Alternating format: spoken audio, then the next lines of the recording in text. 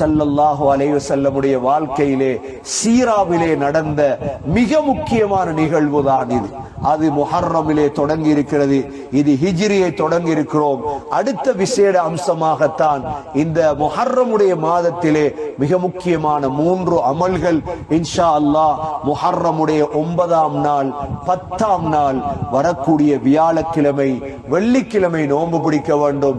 தாசுஆவுடைய நோன்பு, ஆஷூராவுடைய நோன்பு, 2 நோன்புகள் பிடிக்க வேண்டும். அல்லாஹுடைய ரமதானுக்கு பிறகு ஷஹ்ருல்லாஹில் முஹர்ரம், அல்லாஹுடைய மாதம் என்பது முஹர்ரமுடைய மாதம். ஆகவே அதில் நோன்பு பிடிப்பதற்கு பல சிறப்புகள் இருக்கிறது.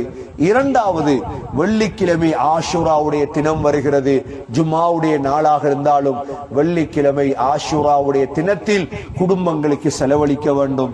ஹதீஸ்களிலே மன் வஸ்ஸா அலா அஹ்லிஹி யௌம ஆஷூரா, ஆஷூராவுடைய தினத்தில் யார் குடும்பங்களுக்கு செலவழி முழு ஆண்டும் செலவழிக்கக்கூடிய பாக்கியத்தை அல்லாஹ் நசீபாக்குவான்.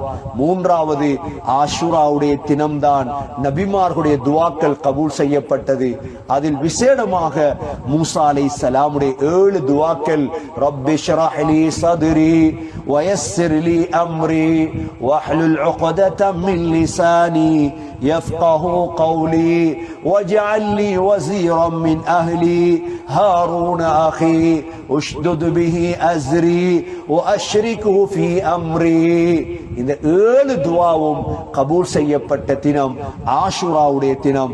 ஆகவே சகோதரர்களே, ஹிஜ்ரியையும் விளங்கி இந்த முஹர்ரமுடைய மாதத்திலும் இந்த 3 அமல்களையும் சரிவர செய்து அல்லாஹுடைய திருப்தியை அடைந்தவர்கள் கூட்டத்தில் எல்லாம் வல்ல அல்லாஹ் சுப்ஹானஹு வ தஆலா நம் அனைவர்களையும் சேர்த்தருள்வானாக.